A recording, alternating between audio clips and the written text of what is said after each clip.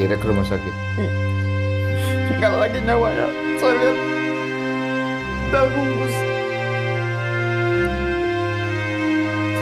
Sakit pada kasihan. Bungkuskan kafannya. Iya. Inilah curhatan pilu sang ayah dari bocah perempuan 13 tahun yang diperkosa oleh 4 bocah di bawah umur. Keluarga memohon untuk meminta keadilan. Seorang bocah perempuan yang masih berusia 13 tahun berinisial AA ditemukan tewas di areal tempat pemakaman umum di Talang Kerikil, Palembang, Sumatera Selatan pada minggu lalu. Dari hasil penyelidikan ditemukan bekas luka akibat pukulan benda tumpul di bagian leher. Tak hanya dibunuh, ternyata AA juga korban pemerkosaan. Ternyata katanya si Ayu ini keluar dari situ, entah dijemput temannya atau dia sudah janjian, nggak tahu. Teman cewek sekelasnya itu Mas yang memperkenalkan Ayu dengan si pelaku. Oh, Ya. Ada teman cewek. Oh, terus oke. Janjian nih. Itu masalah janjiannya enggak kita nggak tahu Mas, karena Ayu kan nggak ada HP. Makanya jam 12 itu dia keluar itu. Iya. Nah, ini ada di 2 tempat nih maksudnya. Gini gimana? Mas, ketika mereka ini pergi, ini kan kronologi polisi kita sekedar. Ini dari polisi. Iya, kalau kita nggak tahu sama sekali Mas, nggak Iya, tahu sama sekali. iya, Nah, jadi katanya begitu ketemu, mereka ini nonton kuda kepang.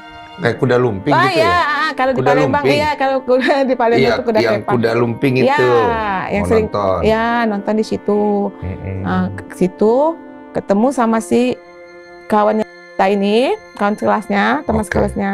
Oh, laki-laki semua itu. Yang 4 enggak, 1 cewek. Oke. Jadi bilang gini katanya, Ayu, itu si Imam ada sini nonton kayak gitu kan. Ayo kita ditemuin katanya Imam tadi. Oke. Nah sudah ditemuin, entah dari mana, pergilah mereka nih ke arah kuburan tadi. Oh, abis nonton itu. Ya, ke arah kuburan tadi, entah bagaimana atau dikap di mana, mungkin si Ayunya memberontak. Ya sekuat-kuatnya perempuan ya Mas ya. Kalau udah 4 cowok walaupun kecil, tenaganya kan ada. Mungkin karena dia itu oksigennya habis, pembuluh darah pecah kata polisi, sempat kayaknya dipukul. Tapi mereka nggak tahu kalau itu katanya, cuma pingsan. Nah, setelah dia dari itu, dia datang lagi yang si si Imam ini datang lagi ke kuda lumping tadi, bilang kan sama temannya, aku habis memperkosa anak orang. Dengan gagahnya dia ngomong, aku habis memperkosa anak orang. Setelah itu, setelah mereka dibopong sama mereka itu, pindah tempat. Dari kuburan Cina itu. Ya, tapi sebelum mereka itu pindah tempat, mereka sempat membakar celana dalam dan sandal korban. Celana dalam Iya. sandal korban Iya. dibakar. Iya, biar mungkin pikir hati mereka itu menghilangkan jejak.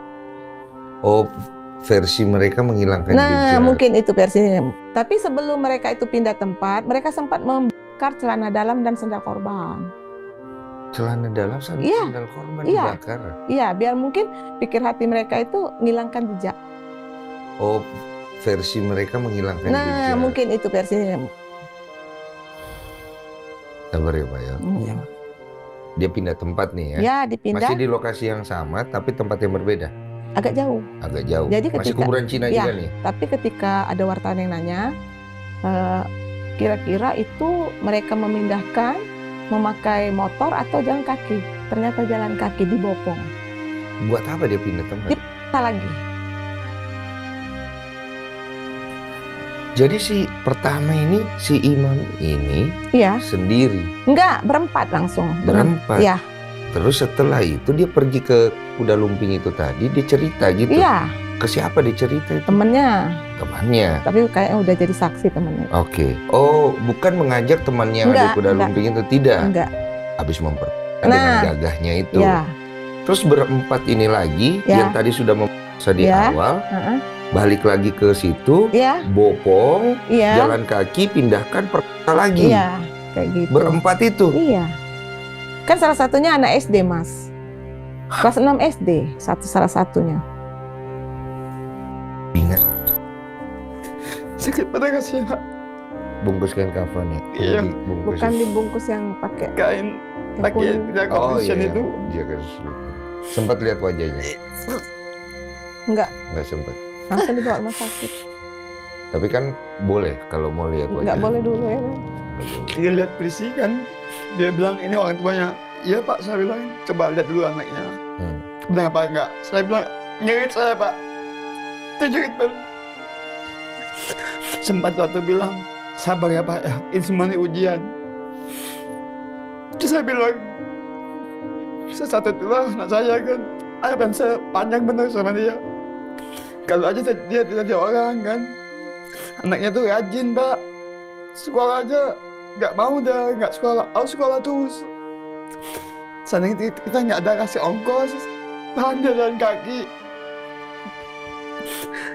Anaknya rajin benar. Jadi Ayu itu anaknya rajin ya? Iya. Sampai saat ini keluarga belum mengetahui dan belum bertemu dengan pelaku. Dari curhatan, keluarga merasa sangat terpukul dan sedih karena keluarga pelaku tidak memberikan bela sungkawa ataupun rasa duka ke rumah korban.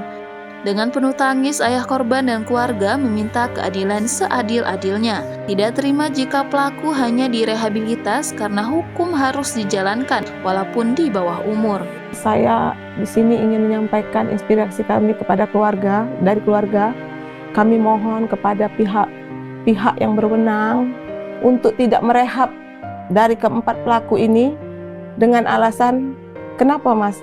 Setelah direhab mungkin mereka akan dikembalikan ke orang tuanya. Sedangkan mereka melakukan kejahatan kan masih bimbingan orang tuanya. Jadi untuk apa lagi dikembalikan kepada orang tuanya? Begitu kan Mas? Sedangkan orang tuanya sendiri tidak bisa membimbing. Nah itu kan Mas. Harusnya. Iya Mas, kami dari situ juga pokoknya dari keluarga besar kami tidak mau kalau mereka keempat pelaku direhab. Hukum harus dijalankan walaupun mereka di bawah umur. Ada petisi ya mengenai hal itu ya? Saya dengar kemarin ya. Petisinya isinya apa ya? Anak di bawah umur harusnya diberikan hukuman. Tetap harus mendapatkan hukuman ya? Iya.